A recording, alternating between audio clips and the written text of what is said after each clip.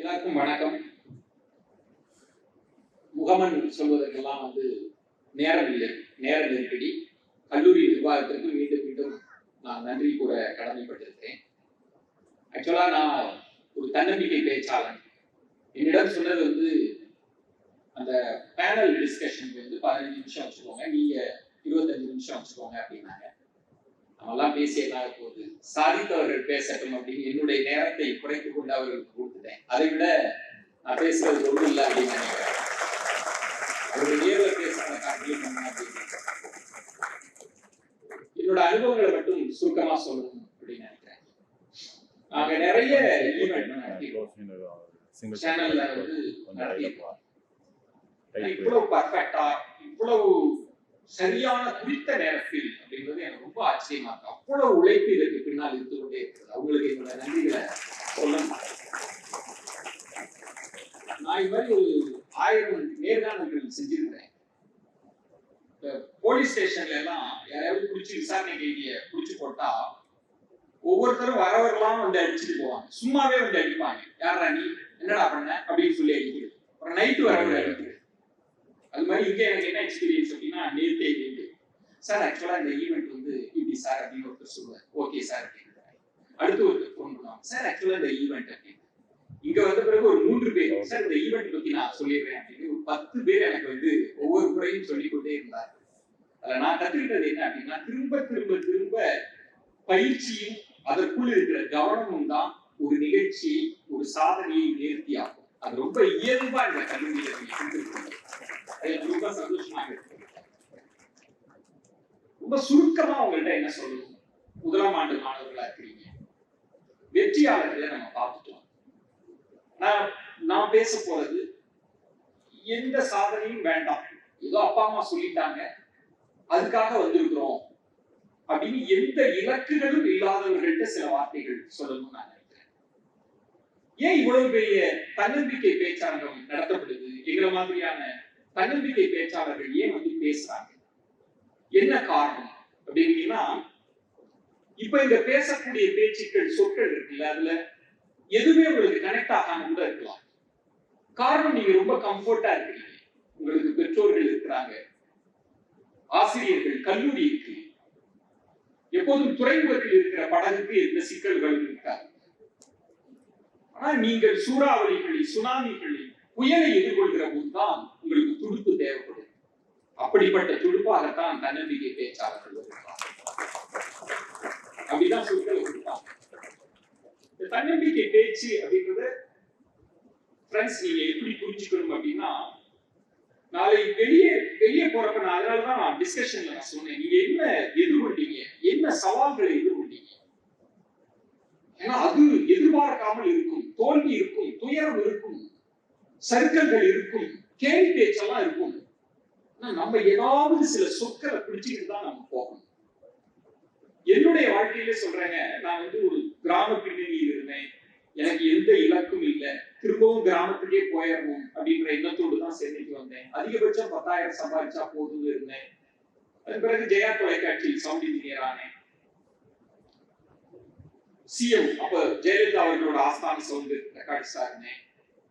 அப்ப எனக்கு ஒரு ஆப்பர்ச்சுனிட்டி, விஜய் டிவியில நீ தொகுத்து வழங்கணும், ஆன் ஸ்கிரீன் வாங்கணும். இந்த மாதிரியான நேரங்கள்ல நம்ம முடிவெடுக்க தயங்கும். நம்மளால் முடிவெடுக்க முடியாது, வழிகாட்ட ஆள் இருக்காது. அந்த டைமுக்கள் தான் இந்த மாதிரியான கருத்தரங்குகள் நடக்கும். இந்த வார்த்தைகள் எல்லாம் சும்மா அப்படி விதைகள் மாதிரி வாங்கி போட்டுக்கோங்க, என்னைக்காவது முளைக்கும். அப்படி நான் விஜய் தொலைக்காட்சி போயிட்டேன், ஒரு ரிஸ்க் எடுத்து. ஏன்னா பெரிய பொசிஷன்ல இருந்து அதை விட்டுட்டு விஜய் தொலைக்காட்சி போயிட்டேன். நேர்காணல் செய்யணும், நீயா நான் டீம் தான். சோம வழியப்பன் சார்லாம் வந்திருக்காங்க, அவருக்கெல்லாம் தெரியும். ஆண்டனி சார் தான் என்னை அழைத்தது. அந்த ஷோ பண்றேன், சொதப்புறேன், எல்லாரும் கிண்டல் பண்றாங்க. என்ன பெரிய ஆச்சரியம் அப்படின்னா, அந்த நிகழ்ச்சி பாதியிலே நிறுத்திட்டாங்க. இந்த நிகழ்ச்சி சரியா இல்லை அப்படின்னு. நான் சொந்த ஊரில் இருக்கிற போது கால் இருக்கு, இந்த நிகழ்ச்சியை நிறுத்திட்டாங்க விஜய் டிவி, இனி இல்லை அப்படின்னு சொல்றாங்க. நான் திரும்ப போறதா எனக்கு கேள்வி இருக்கு. திரும்பவும் சவுண்ட் இன்ஜினியரா போறதா? தோற்றுதான் போறோம். நம்ம ஒரு முடிவு எடுத்தோம், தோற்று போறதா அப்படின்னு ஒரு எண்ணம். திரும்ப இன்னொரு முன்கால் வச்சோம்னா யாரு ஆப்பர்ச்சுனிட்டி கொடுப்பாங்க? ஏற்கனவே தோற்றுக்கிறோம், நிகழ்ச்சி அவுட்டு, சொதப்புறோம். யார் ஆப்பர்ச்சுனிட்டி கொடுப்பாங்க? கோபிநாத் எல்லாம் பார்த்து வரோம், ஆனா தோத்துருக்கிறோம். என்ன செய்வது? எனக்கு ரொம்ப குழப்பமா இருக்கு. கிட்டத்தட்ட அந்த தோல்வி, அந்த துயரம்லாம் வரப்ப நான் உங்களுக்கு சொல்றேன், நம்மளால முடிவே எடுக்க முடியாது. இன்னைக்கு ஃப்ரெண்ட்ஸ் எல்லாம் சொல்றாங்கல்ல, நம்ம பேச ஆள் இருக்காது. நம்ம ஃப்ரெண்டுக்கு ஃபோன் பார்த்தா, மச்சான் பிஸியா இருக்கேன், நைட்டு பேசட்டான் அப்படின்னு சொல்லுவான். ஆட்கள் இருக்காது. நம்மள்கிட்ட பேசுறவங்க நம்மளை டிமோட்டிவ் பண்ணுவாங்க. அந்த தருணத்தில் எனக்கு ஒரு பேச்சு, அப்துல் கலாம் அவர்களோட பேச்சு கிடைக்குது. திரும்பவும் அதை கேட்கிறேன். நான் இருந்த ஸ்டேட் ஆஃப் மைண்ட்ன்றது கிட்டத்தட்ட ரொம்ப என்னடா வாழ்க்கை, இந்த வாழ்க்கையை வாழணுமா, அப்படி ஒரு நிலையில் அப்துல் கலாம் அவர்களோட ஒரு பேச்சை கேட்கிறேன்.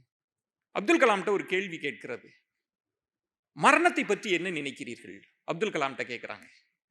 அப்துல் கலாம் சொல்றார் சிரிச்சுட்டே, மரணம்ன்றது மூச்சை நிறுத்துறது இல்லைங்க, முயற்சியை நிறுத்துறது அப்படின்னாரு. இந்த வார்த்தை தான், இது இன்னைக்கு உங்களுக்கு ஏதோ சாதாரண சொல்லா இருக்கலாம், முயற்சி, உழைப்பு அப்படின்னு.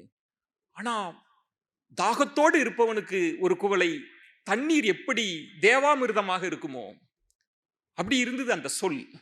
அந்த சொல்ல பிடிச்சுக்கிட்டு தான் நான் போனேன். முயற்சிக்கணும், விட்டுறக்கூடாது, ஜெயிக்கணும் அப்படின்னு போனேன். அந்த முயற்சியை நீங்க விட்டுறக்கூடாது, கடுமையான உழைப்போடு இருக்கணும். எனக்கு ரொம்ப ரொம்ப பிடிச்ச விஷயம், இங்கு ரொம்ப இயல்பிலேயே இந்த கல்லூரி வளாகத்தை சுற்றி ஒரு பாசிட்டிவ் எனர்ஜியை நான் பார்க்கிறேன். எனக்கு ரொம்ப சந்தோஷமாக இருக்கிறது. அது உங்களை வழி நடத்தும். அந்த பாசிட்டிவ் எனர்ஜி. உங்களுக்கு திறமை இருக்கலாம், அறிவு இருக்கலாம், இதெல்லாம் தாண்டி நீங்க துறையில ஜெயிக்கலாம். வாழ்க்கையில் ஜெயிக்கணும் அப்படின்னா டிசிப்ளினா இருங்க. ஒழுக்கம் மட்டும்தான் உங்க வாழ்க்கையை செழுமைப்படுத்தும். டிசிப்ளினா இருங்க, அது ரொம்ப முக்கியமானது. எனக்கு ரொம்ப குறைவான நேரம் கொடுத்ததுனால இன்னொரு தருணத்தில் விரிவா பேசுறேன். ஒரே ஒரு செய்தி மட்டும் சொல்றேன். நான் தினந்தோறும் தேடி தேடி தேடி படிச்சுக்கிட்டே இருக்கிறேன். ஏதாவது ஒவ்வொரு மனிதனும் நமக்கு ஒன்றை சொல்லிட்டே இருக்கிறான். அது மாதிரி நீங்க தேடி தேடி நம்ம ஒரு ரோல் மாடல் எடுத்துக்கணும். இன்னைக்கு இந்த 3 பேர் வந்தாங்கல்ல, இவங்கெல்லாம் தான் உங்க ரோல் மாடல். நிச்சயம் திரை நட்சத்திரங்கள் அல்ல உங்கள் ரோல் மாடல். தயவுசெய்து வச்சுக்கோங்க மனசுல. இவங்க தான் ரியல் ஹீரோஸ். இவங்க தான் உங்க வாழ்க்கையை வழி நடத்தக்கூடியவர்கள். அப்படி இருக்கிறப்ப சேர்மன் சாரோட ஒரு நேர்காணல எதேச்சையா பார்க்கிறேன். அவர் பேசின ஒரு பேச்சு. அவர் சொல்றார், நான் முதல் இன்டர்வியூ போனப்ப பேண்ட் நான் கடன் வாங்கி கொண்டு போனேன், ஷூ கடன் வாங்கிட்டு இன்டர்வியூக்கு போனேன். ஆனா அவர் சொல்றார், நான் இன்னைக்கு ஒரு மாதத்திற்குள் நான் சம்பளம் பல கோடிகள்ல நான் சம்பளம் போடுறேன், இந்த இடத்திற்கு வந்திருக்கிறேன். எப்படி தெரியுமா வந்தேன்? என்ன காரணம் தெரியுமா? என்னோட ஆட்டிடியூட் அப்படின்னு சொன்னார். என்னுடைய மனப்பாங்கு தான். எப்போதும் விஷுவலைஸ் பண்ணுங்க, நேர்மறை சிந்தனையோடு இருங்கள். நான் அந்த உயரத்தை அடைவேன், அந்த இலக்கை தாண்டி எந்த டிஸ்ட்ராக்ஷனும் இல்லாமல் இருங்கள்.